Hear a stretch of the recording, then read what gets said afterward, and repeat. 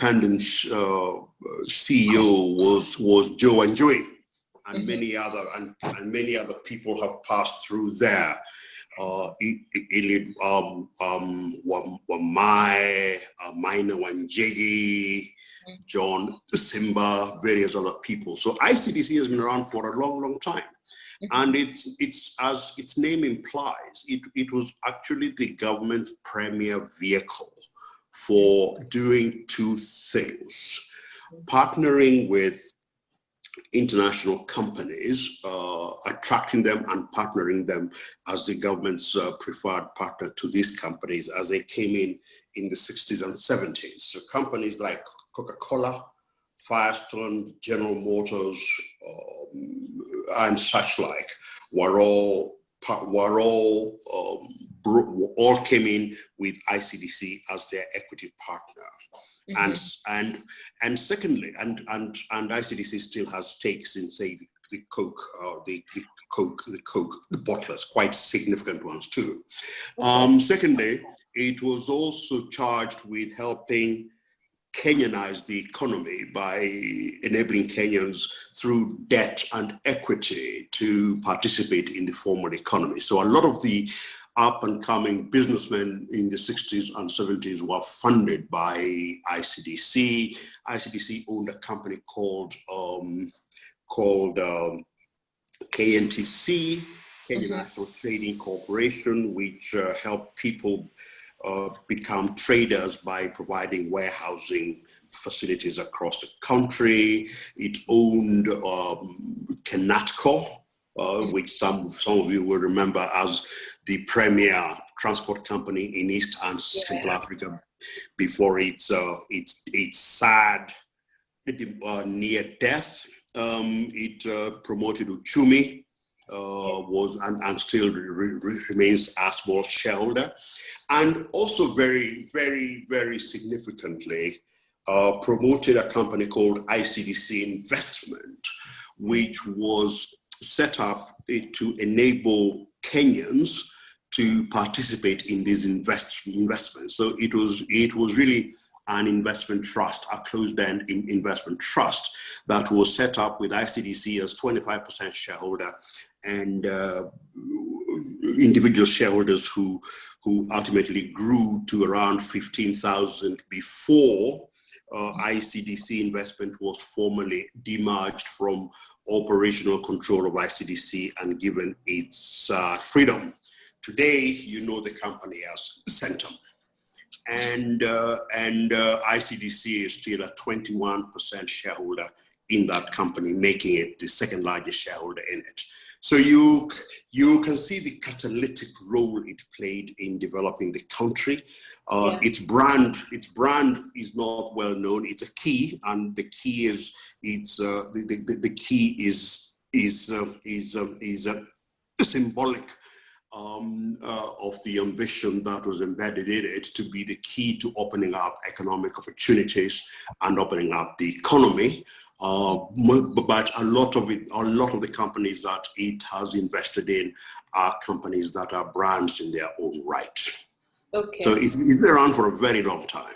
Yeah. Okay. It seems like it's the big brother, the silent big brother in the background who does all these things and kind of empowers everyone else to grow and flourish. And perhaps that's why we don't know much about it. But I mean, from what you've talked about, we know much about what it's been up to in the last decades that it's been around. I think that's a fair way of summarizing it. It's been around. In later years, it's been known more for really steadily managing its investments, doing a few loans, but not really as dominant in terms of being the catalytic entity in promoting investment as it was in the 1960s and 70s, and even well into the 80s. But we will change that. Okay. So that's the historical perspective. Mm-hmm. So why ICDC and why these state corporations? How did that come into being? Was it always there? Was it part of a larger plan? Let's back up, it's a pity that Isaac hasn't joined yet, because Isaac I have joined, John. Oh, Isaac, that is excellent. So why don't you, Isaac? Why don't I pass on the baton to you and ask you to talk about the Parastatal Reform report and what it meant to do with the one that you co-chaired in 2013, because it is a direct lineal descendant of what we are doing today. Mm-hmm. So Isaac, welcome to this discussion. Thank you, Vicky. My apologies. I've never been in so much trouble with technology, and I use this every day. It happens. One day it's okay.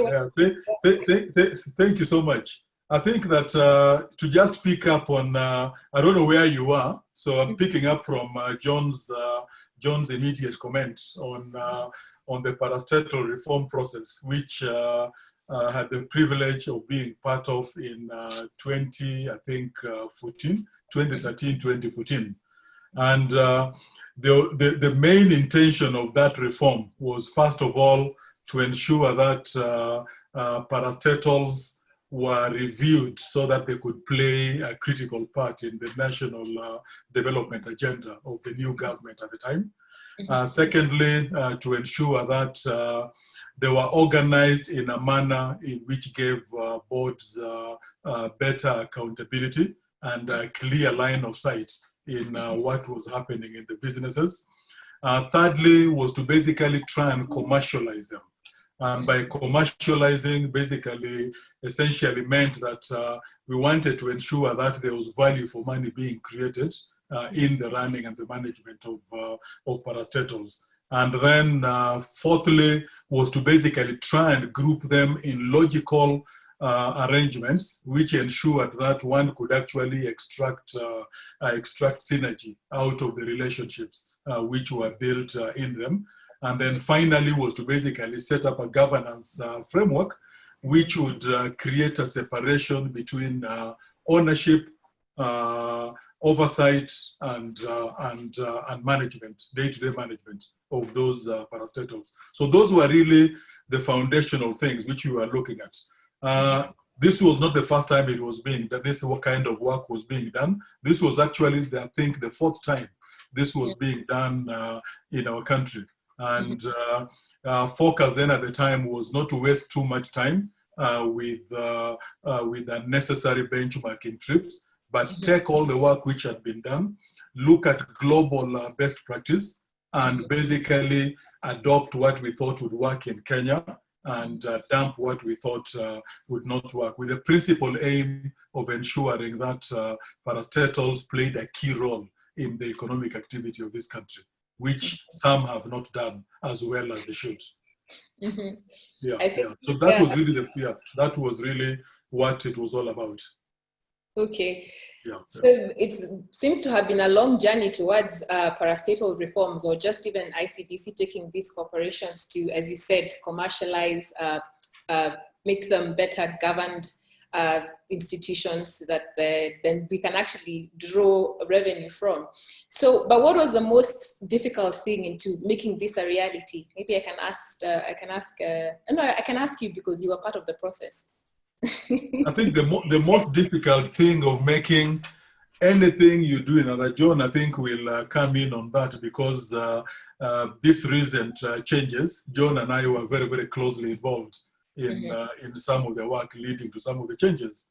And the biggest challenge actually is mindset for me. And I call it a mindset which doesn't adopt a can-do attitude, but adopts an attitude which is around, why must we do this? And so perhaps around too many interest groups, which basically anything you try and do which could improve the country, people put a damper on. That for me, I think, is really the biggest challenge, because we are not dealing with complex. They are complex, yes, but from an organizational management point of view and a business management point of view, they are not complex issues. People, normal businesses take these decisions every day. Yeah. But let John just come in on that. Yes, Isaac has actually nailed it.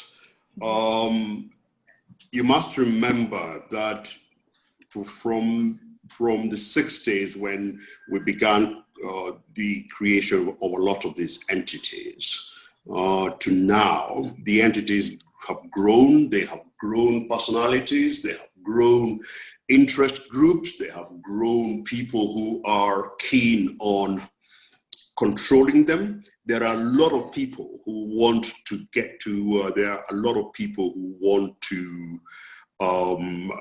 who believe they stand to lose. What Isaac did not tell you is that in 2014, after his report had come out, a separate committee was set up, which he co-chaired with Dr. Wagasha, and I, Phil Kinesu, Mary Mukinde, I think, were members.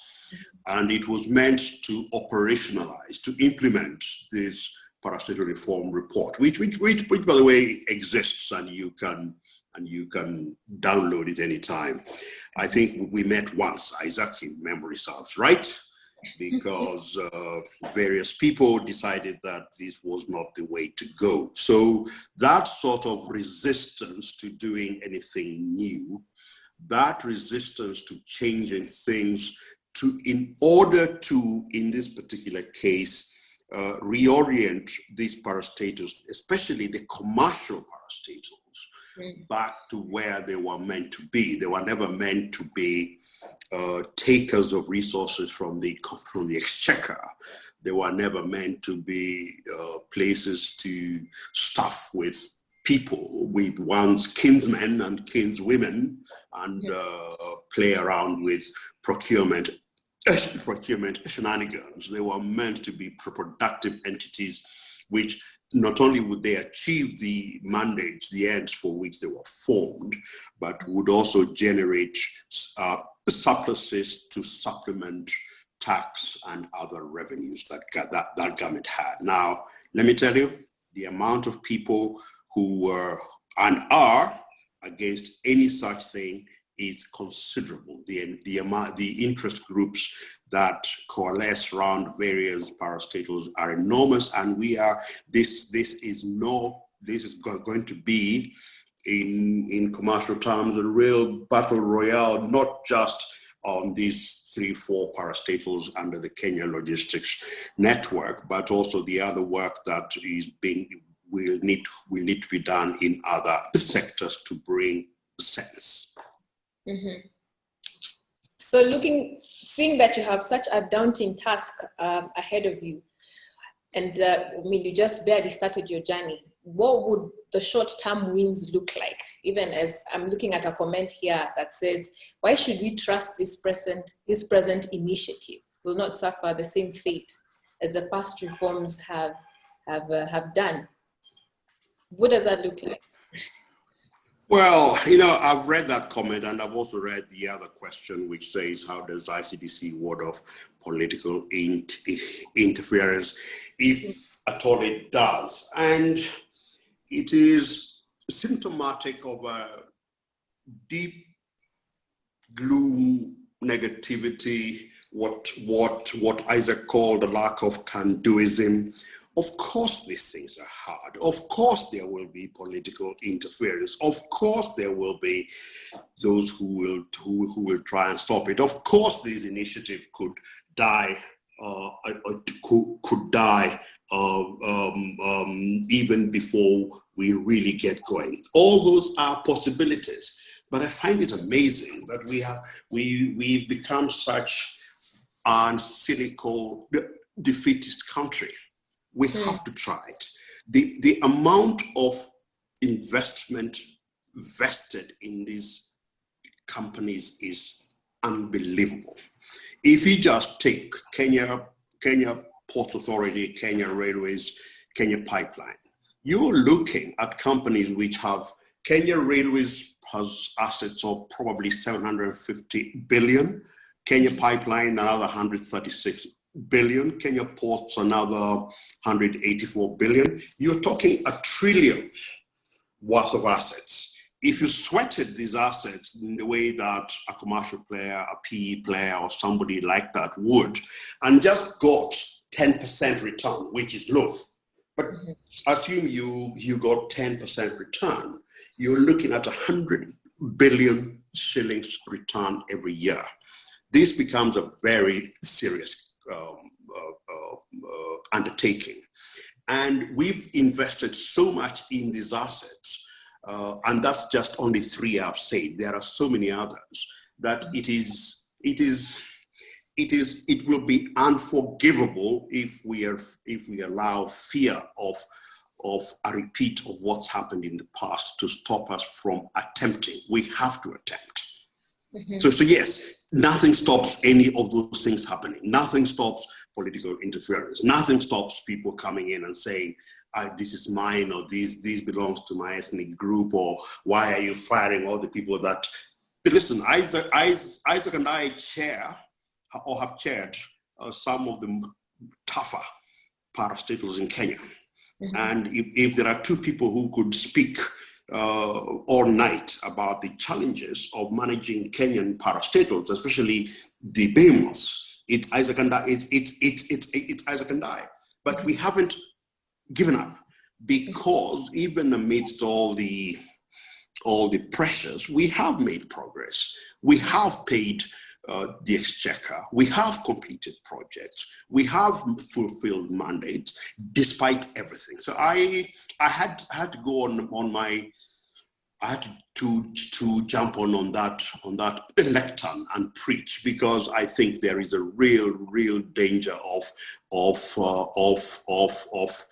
a corrosive defeatism in this country on virtually every initiative, on the grounds that everything will be stolen anyway. So why even start trying?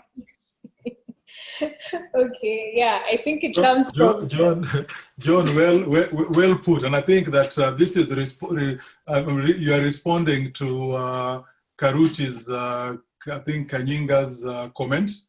And I think just to add on to John's point, I think that when you look at it from a broader time perspective, I actually think that there's progress being made, because there are certain aspects of the original work we did in 2013-2014 which have been implemented.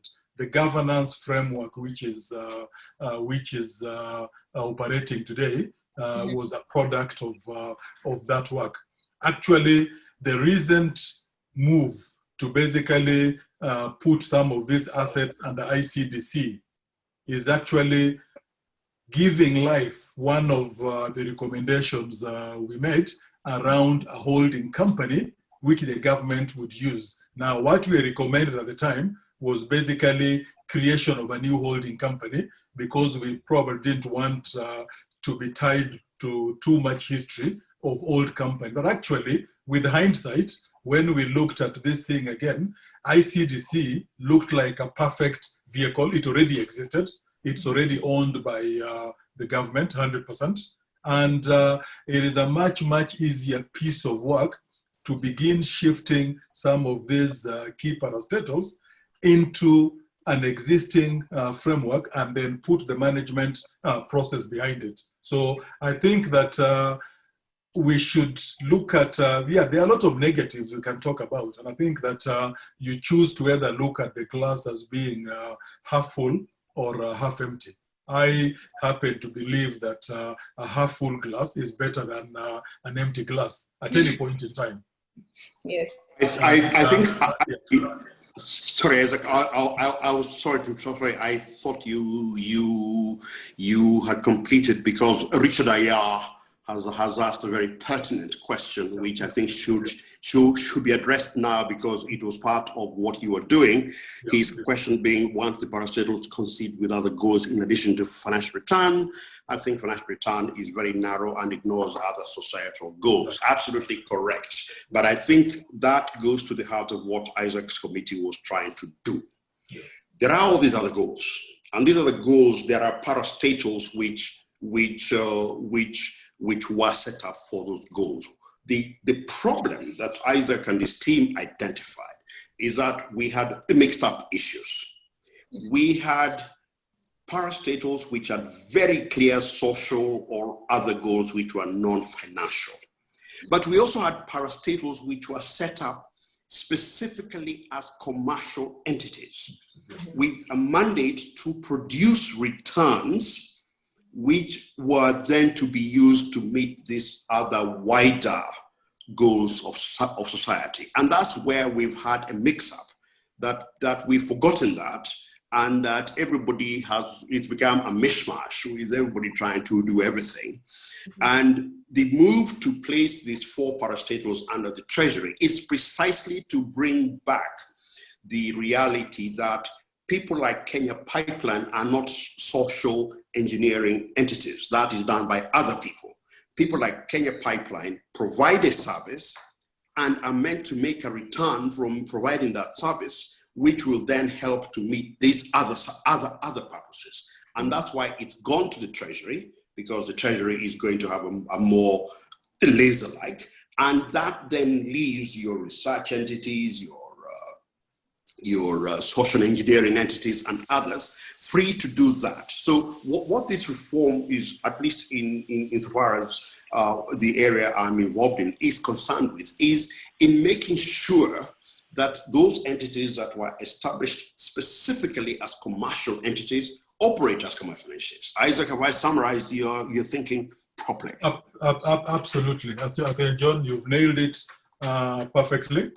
And I think I see Patricia is trying to be provocative around the political air of the management of parastatals. I think that we must, once one has a role to play, we must basically forget that one has got political air cover, because if you are running a commercial type parastatal like I am involved in running today, and John also has been very, very heavily involved in some of them, I think that you have to define clearly what needs to be achieved. And I think having political air won't actually help you.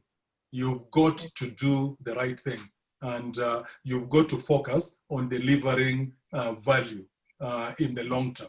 You might not achieve it in the short term, but in the long term, that has got to be the focus. And I think that one of the things which is important is building foundations out of which new boards and new managements which can actually then build on to strengthen some of these institutions. Yeah, in fact, I was going to ask, because it seems to be such a long-term goal. I mean, this reform process. What are those short-term goals? What are those quick wins that you're seeing that if you start off with now, will push this reform onwards in a positive momentum?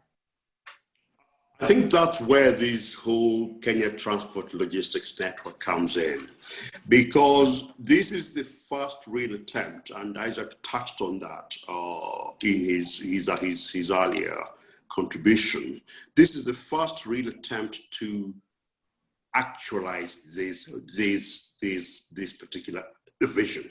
The Kenya Transport Logistics Network is the proof of concept. Actually, we are running 2 proofs of concept.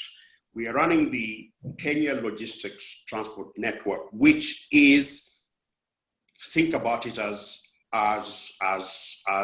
a coordination of existing independent entities who have dependencies, who rely on each other, where it makes sense to group them together. After all, KPA and Kenya Railways were born out of the old East African Railways and Harbors. The connectivity, to use that horrible word, the synergies between railways and harbors is evident.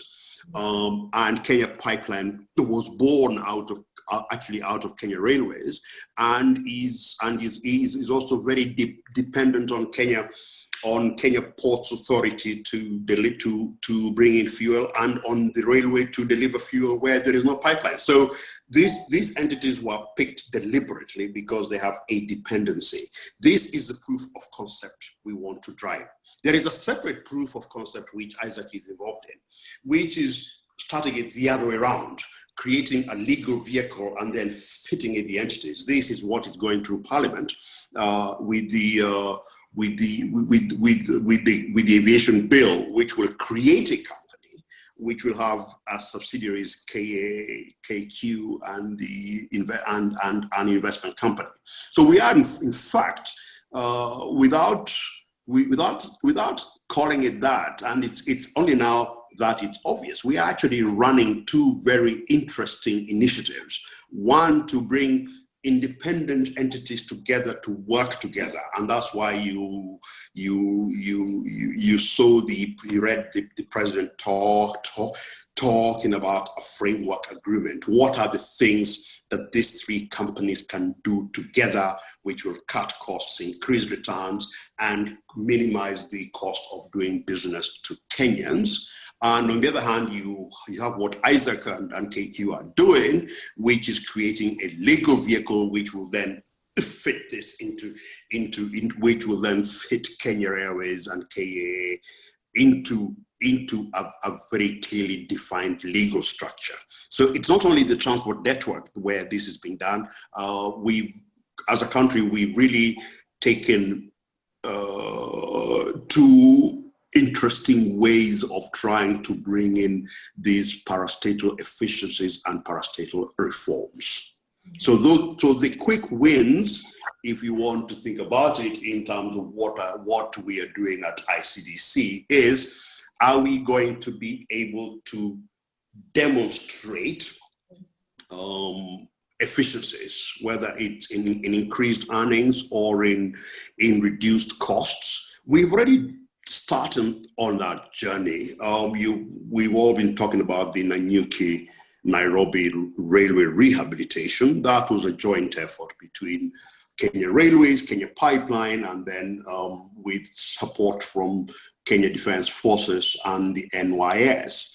And by doing that, if Kenya Railways had wanted to do the project as a brand new SGR type, you're looking at a 20 billion shilling project.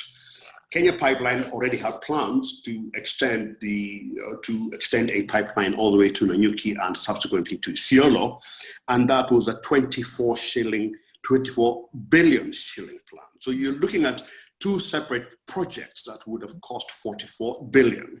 By bringing the two entities together and making do with what we have, we were able to do it, A, in 6 months, and B, at a total cost of 3 billion, of which 1.8 was cash and the rest was material from Kenya Railways. Now, if we can demonstrate more of those, and there is already the Kisumu Naivasha line, which is being done along the same line, along the same lines, so to speak. And if we can do that and look at, for instance, how we dramatically increase the use of LPG through cooperative work between Kenya Ports Authority and Kenya Pipeline, who manage and will soon own Kenya Petroleum refineries, then you're beginning to see some serious and tangible benefits. We are not going to go for 100 benefits, but I think that within 6 months, 12 months on the outside, we will see, and we have already seen, and we will see more demonstrable benefits of this collaboration between these three entities working under the umbrella, so to speak, of ICDC. Those are your quick wins. Okay. Isaac, anything you'd like to add on to the conversation? I think that one of the I think my additional comment would be that this talks very, very much to part of our recommendation around parastatal reform, where one of the things we suggested was to bring organizations which have an affinity to work together to basically put them under one framework. So there was something which is already, actually a lot of work has already been done on the financial services regulation, for example, which is just waiting to be moved forward. Tourism, there are very many institutions playing around the tourism space and promoting Kenya from a conference destination perspective. That again, the organizations which will fall under that have been identified and moving forward. If you look at financing, especially focused on financing SMEs and micro SMEs, instead of a proliferation of different type of funds, fund for youth, fund for the disabled, fund for women, and all that. Bottom line is all these things are trying to achieve the same thing. One, access to credit. Secondly, responsible borrowing. And then thirdly, ensuring that whatever money is put in is productively used within each of the economic areas where they are targeting. So again, bringing those under the umbrella of one overarching organization, which is then given the opportunity to drive economic activity. Agriculture also, similarly, the agricultural organizations, AFA and all that, again, bringing disparate institutions into an umbrella organization, which basically allows them to take advantage of scale and to remove duplication and then allow better focus within a better coordinated framework. So I think there are a lot of these things which we had thought about in 2013, 2014. I am actually pleased to see them beginning to get some urgency and to begin moving forward. I think my final comment is going to be around John's comment on the work which is going on at the moment to bring Kenya Airways and KAA together. The aviation industry is a very, very key part of a country's economic activity, but also recognizes the need to leverage endowments we have. What is the best endowment we have as Kenya? And I say this without any shame at all. Nairobi and Kenya is in the middle of the world, it's at the center of the world. You can get to any part of the world within 24 hours. But we have this huge aviation opportunity, which we have not leveraged. And so we've ended up leaving Ethiopia, Dubai, Qatar, and all that to basically create hubs, which are now contributing about, in the case of Ethiopia, the aviation industry accounts for about 6% of GDP. In Dubai, it's about 10%. Now, you don't look at it in terms of the aeroplanes coming and landing and leaving. Look at it in terms of the broader impact in the economy, because when those people land, they have to do something. So it fuels tourism, it fuels trade, it fuels services and all that. And I think that in looking at Kenya Airways and KAA, that was really the thinking of trying to drive a combined business which can move it to a GDP contribution of around 0.3% to what we think is much, much more reasonable of about 3%. And that impact on tourism, on employment creation and all that just changes the dynamics completely. Yeah. I think, Vicky, before we leave these various subjects, I think we didn't do justice to Patricia, and I want to add to what Isaac said. Okay. Because there is this myth that you need air cover to do things. You need to know what you're doing. You need to have a very clear focus of of where you're going. You need to have a very clear sense of right and wrong. You need to know when to say yes and when to say no. And most importantly, you need ultimately to know when to say, beyond this, I will not go. I think the air cover has become a crutch for people to use, either to explain away their indolence and inefficiency and lack of impact, or to say that I had to do it because I had no air cover and therefore Mr. X from where came and gave me a threat. No one holds your hand to make you sign a check or sign a contract or approve things. I think what we are suffering from is to be honest, a lack of personal principles and personal courage. If you know what you have to do, why are all these Kenyans running banks and other commercial entities without air cover? And then suddenly, when you're running a government institution, you feel you have to have air cover. I don't buy that one, and I refuse to buy that one. And I speak from the perspective of somebody who's chaired 3 boards and been on 4 others in my lifetime, public sector. Okay, I think for me, being on the other side and perhaps tapping into what Patricia is thinking about is because, you know, we see something else on the other side.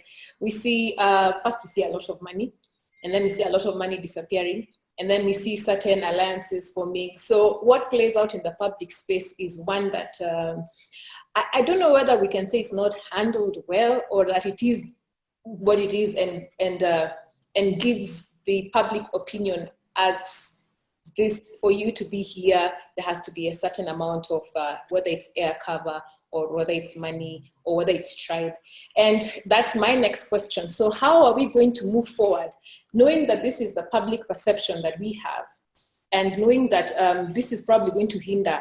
Like, I remember we had some gentlemen from KQ at the last webinar, and they talked about their concern is now that we are merging, that now that we're going to be almost state-owned, where is the governance? What are the governance structures that are going to make this different? So how is ICDC, or how are you gentlemen going to shape the public opinion? Because I think it still does count for something.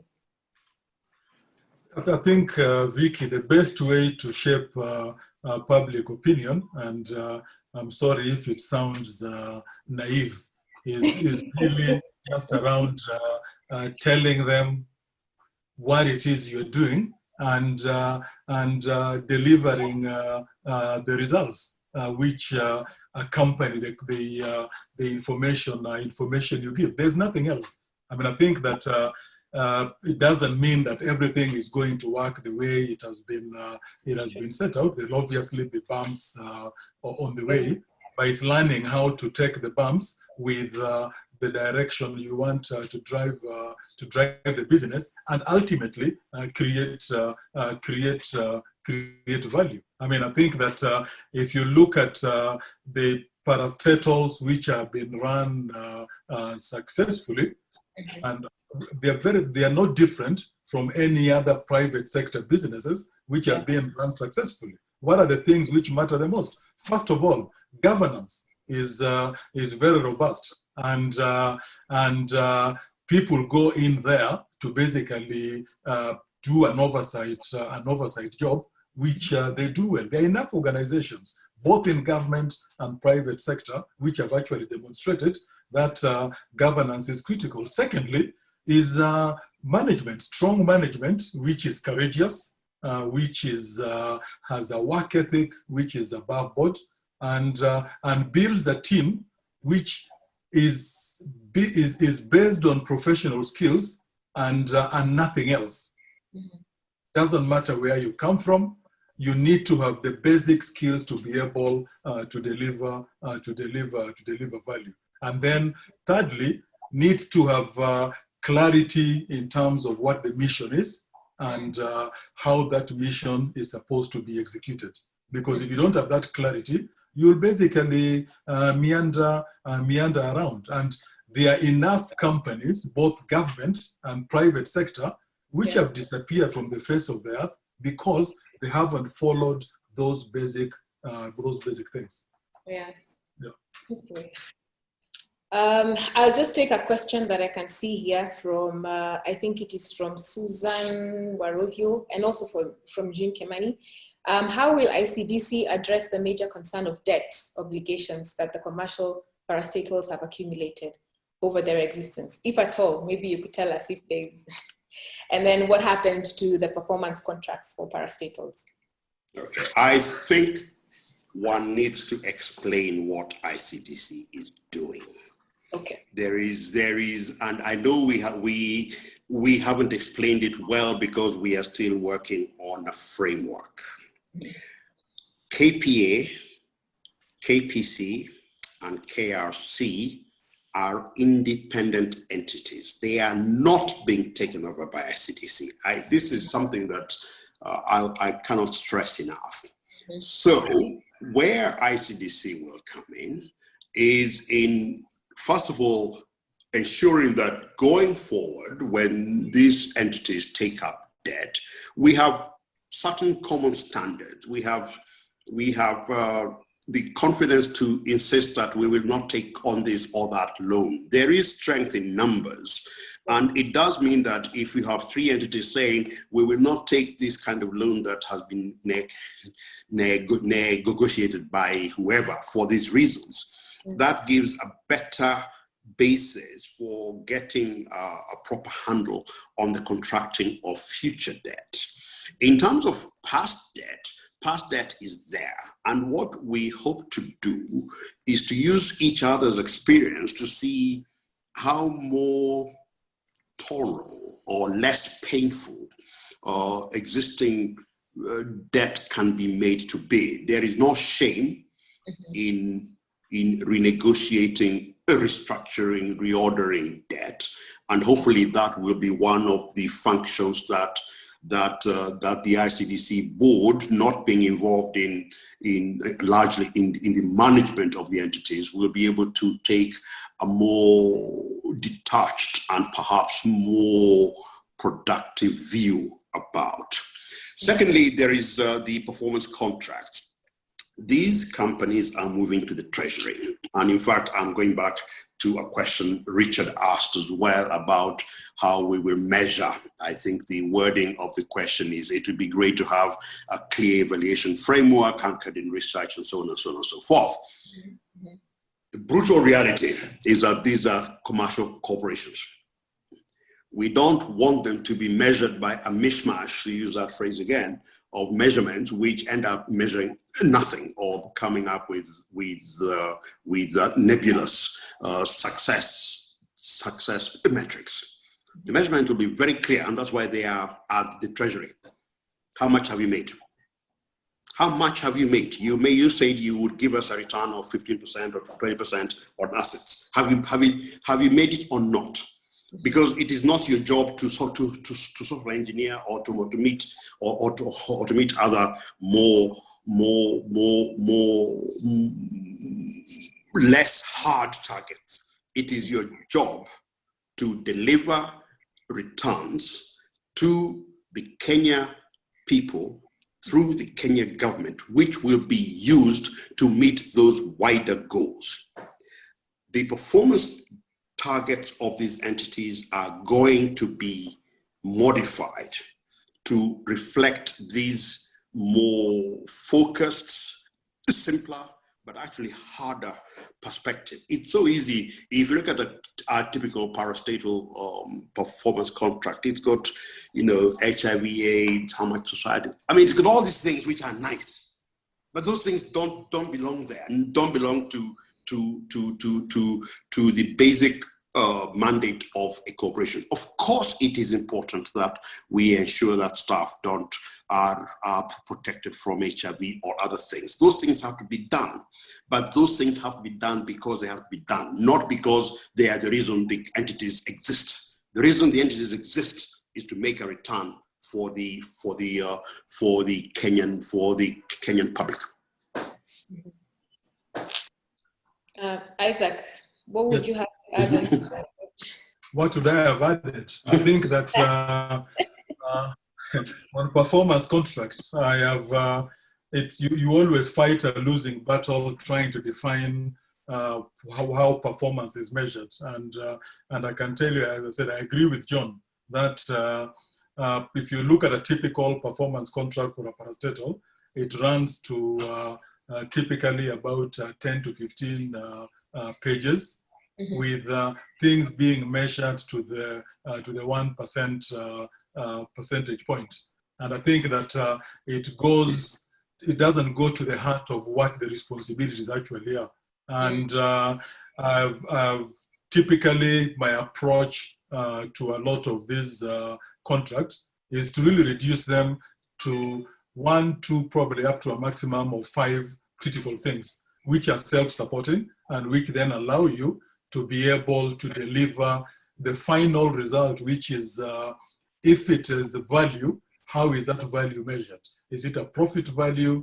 Is it a cash flow value? Or is it a combination of that, including tax exposure or payment to exchequer? So I think that it is nice to be able to go through all these nice benchmarking, measurement standards and all that. But the bottom line is you have to be clear what you're measuring and how you are measuring it, and get the result very, very aligned to that, and reward the people for delivering on those parameters. Okay, I'll go to a point on the youth, knowing that the youth in our country, are the largest demographic, and also, again, going back to the fact that these are long-term plans.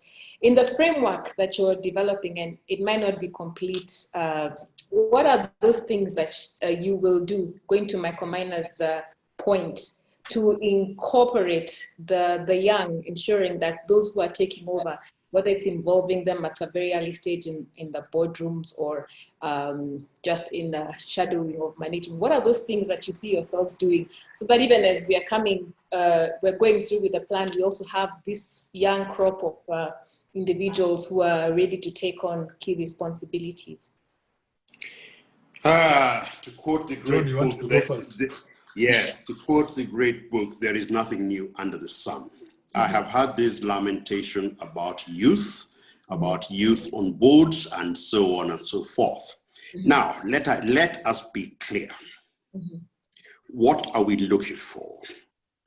We want to have proper succession planning that allows for people to come through. I joined a commercial entity in my 20s, and I've risen through these sorts of succession planning. Isaac has, and I'm sure everybody else here has. Let us separate that from the lamentation that there are no youth on boards. That is a different question. So if you're asking me what is in my control, what is in my control is to insist on proper succession planning, training, recruitment, which will then bring in fresh blood. Please don't ask me to ensure that youth come onto boards. That is done at a higher pay grade than mine. So that question is better addressed there. And just before I leave, I want to go back to this question of governance, because I see Michael Maina and also Kimutai Kandie have touched on that.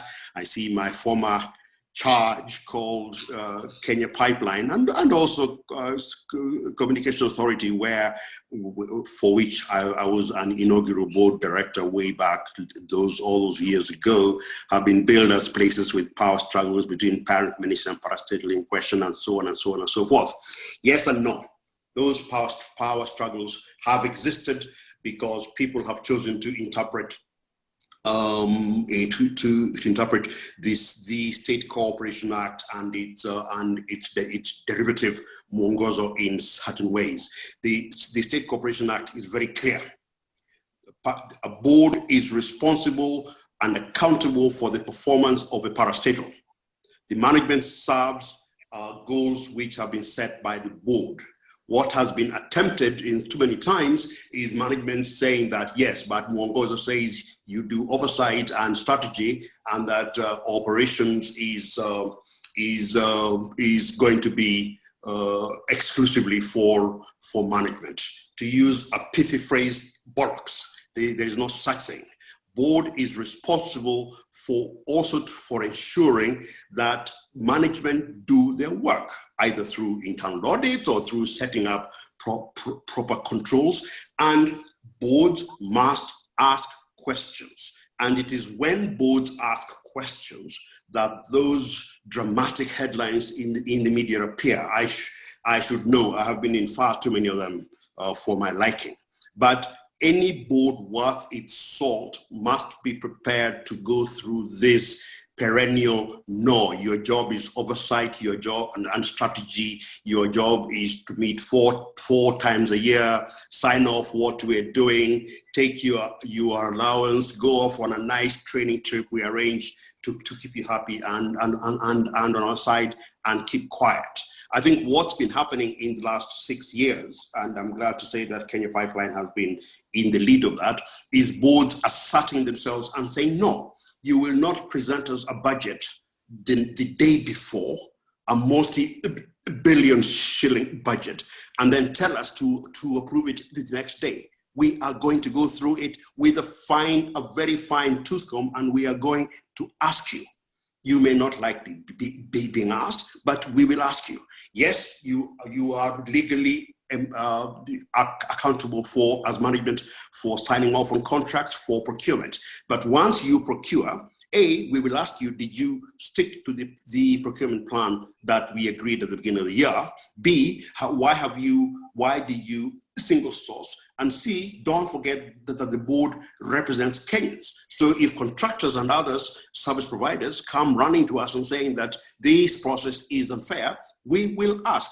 And I think part of the pain you've seen in the last few years is that assertive boards have been assertive, so to speak. They have played their role. They are accountable. I think it is section 616, whatever it, 15.1. Actually, I know it so well because I've had to throw it at management countless times. It is the board that is accountable and responsible and answerable. And that section goes on to say that the chief executive may be summoned to answer questions at the Public Investments Committee or other committees on behalf of the board. This attempt to separate board and management has resulted in this phenomenon I describe as responsibility without power, where managements feel they can do anything and everything, and when the proverbial hits the fan, it is, oh, but the board approved, oh, but the board saw the paper, oh, that era is going. So let there be no mistake, about the intent. There will be almighty rows as boards seek to do what they were set up to do. Wow, okay. I think point taken. Isaac? Yeah. No, I think John has... big point taken. I think that the issue started off with talking about mainstreaming youth and inclusiveness and all that. And I think that the way to approach this is not look at things in terms of an allocation, percentage this, percentage that, but look at things from the point of view of what's the longer term plan in terms of where business is going to, and who do you need to drive that business, and have a proper recruitment, development, and then succession plan built in within that to ensure that at the end of the day, people get to where they need to get to at the right time with the right experience and the right exposure. And I think that we have to begin moving away, in my opinion, from this entitlement mentality, because the law says it must be 5 or it must be 50%. And so you throw the law at everything and forget that people are all competent if they have got the right experience, the right exposure, the right qualification, and let us not forget the right work ethic, because it is the work ethic which actually distinguishes one from the other. And I think oftentimes we are too focused on a PhD, I have worked for 10 years, I am X, I am Y, and so I'm entitled to that position. And when you get there, you basically forget that actually work continues, and work never killed anybody.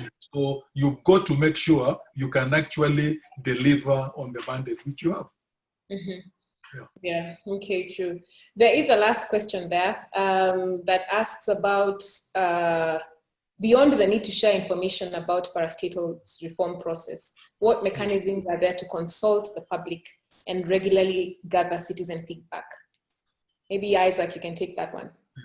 Okay, I think the best citizen feedback process which exists, obviously, is through the representation framework. And what do I mean by that?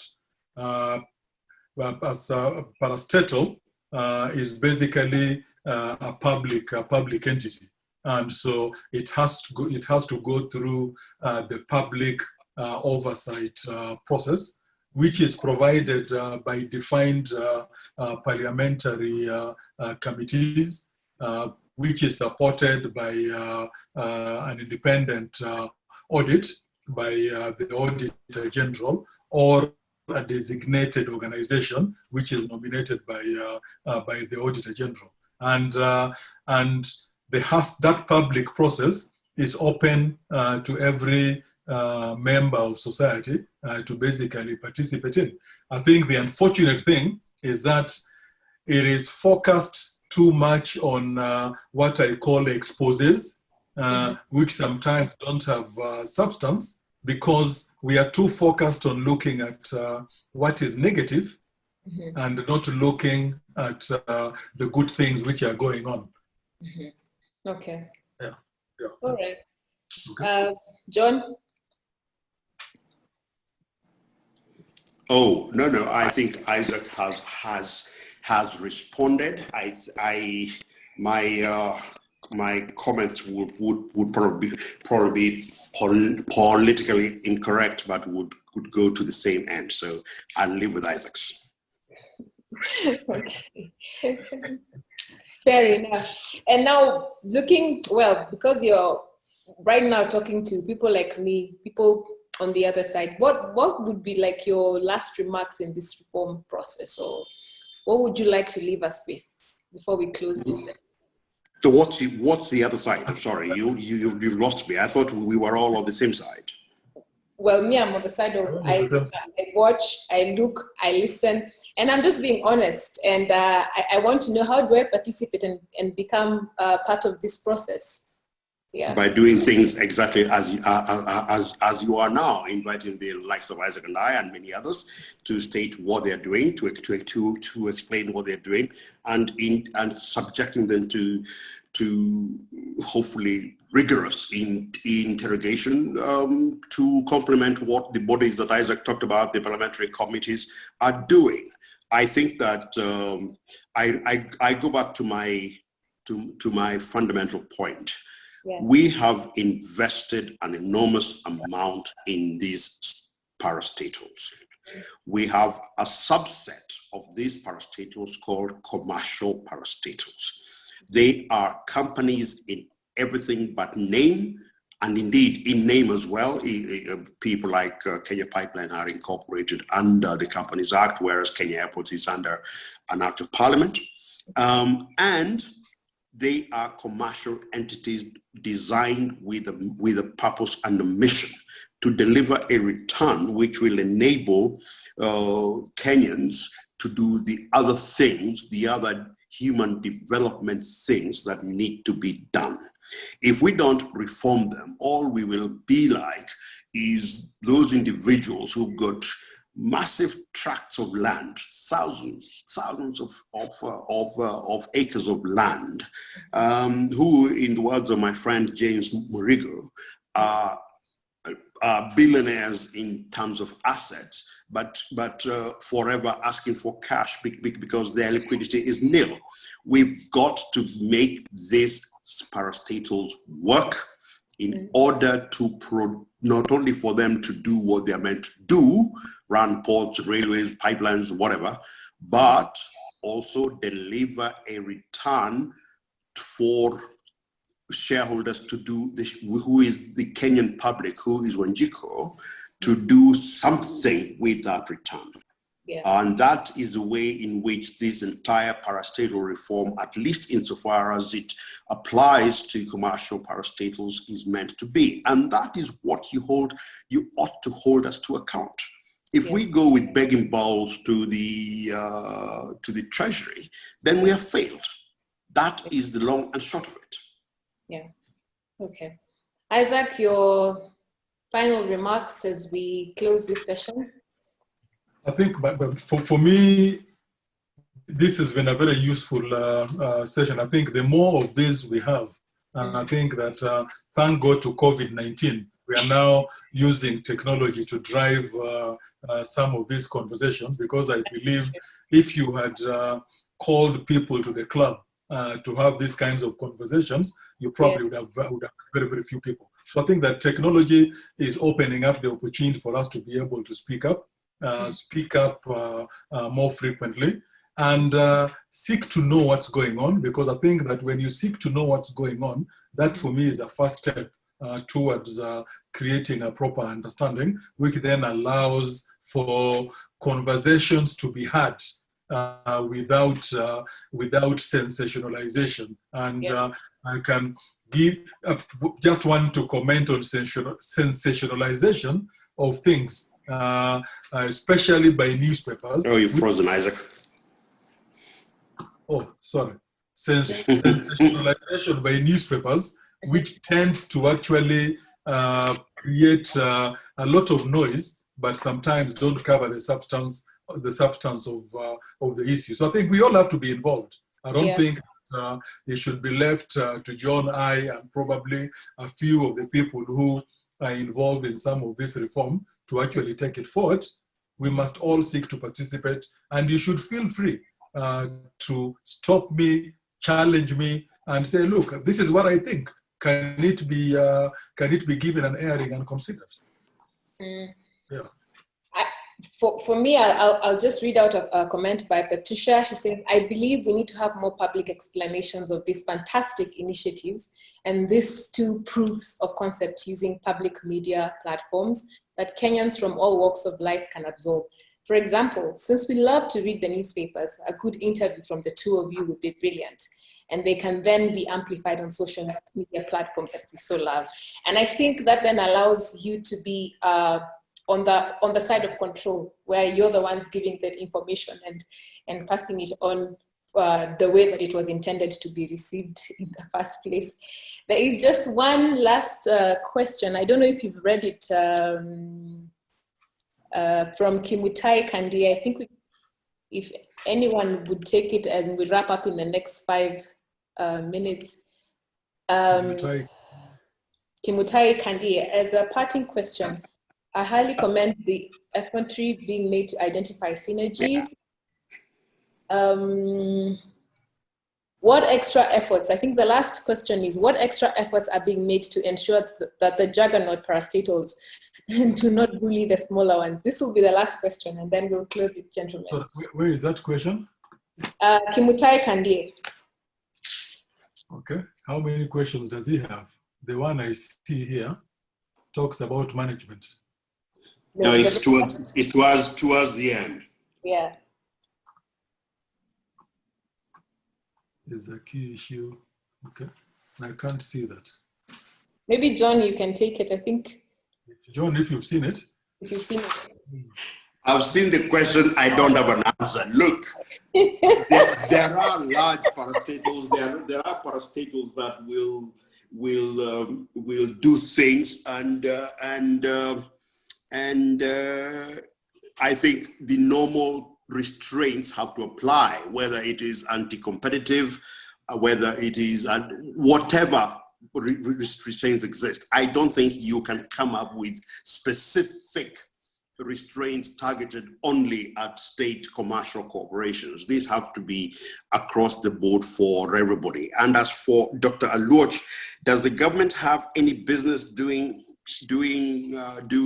business? Well, in my younger days, when I was an unapologetic Thatcherite, I would have said no. But I think that we have seen enough to know that government participation in the economy is not a bad thing. We've seen governments in the US taking over companies effectively taking over companies like GM in order to save them from collapsing. If you're asking a wider question, the reality is that government did business from the 60s because Kenyans did not have the capability of doing the business. So government invested in these companies on behalf of Kenyans to do business while the rest of us as citizens got up to speed. We are up to speed, but we do have these entities. I know the usual answer is please privatize them. That is not always as easy or as useful a solution as is being put. What we are saying is, yes, that is a good philosophical question to ask, but we have to deal with the here and now. And the here and now is that we have these entities, make them work. If we decide to sell them to Kenyans in the future, maybe. But at the moment, we have a huge stock of capital and we have to make it work. Okay, I think unless Isaac has anything to say, Isaac, do you have anything else to say? I think that perhaps in the question by Dr. Alwoch is it's one which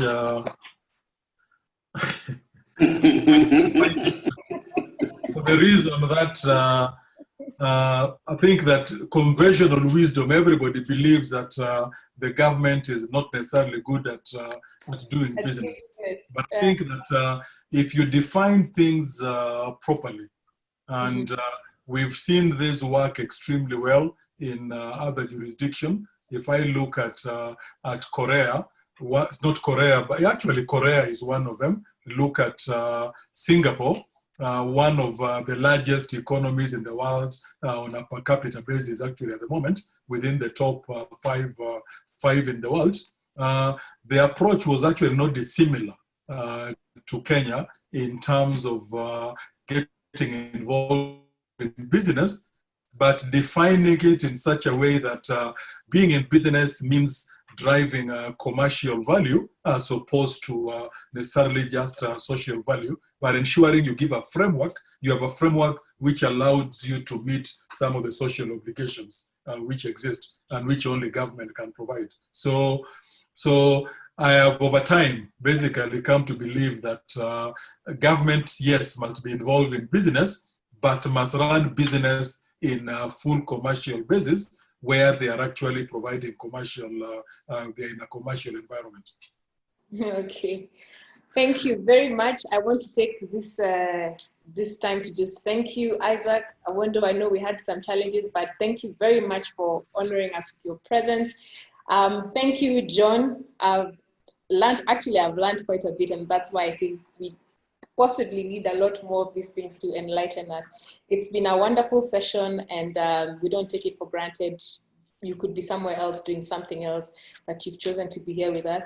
And I also want to thank the participants who joined in, all, I think there were about 65 at some point, and for coming in and being part of the discussion, listening in, and I'm sure moving forward, at least you have a more positive direction over talking about parastatal reforms, and maybe and possibly a bit more informed. So without further ado, I wish you all a great evening, and I look forward to seeing you around the club sometime soon. Thank you. Let me on behalf of the club as well say thank you so much, Isaac. Thank you, John. That was very, very enlightening. Thank you for the time, and we hope to see you at the club. Thank you. I hope you're not just being polite, you too. No, it was a wonderful conversation. I think these are conversations that don't happen, and which a lot of people would like to have, but there is never the right platform to have them. So thank you so much. Thank you. Appreciate it. Sawa. Kwaheri. Thank you. Bye-bye. Okay. Bye. Take care. Thank you. Bye-bye.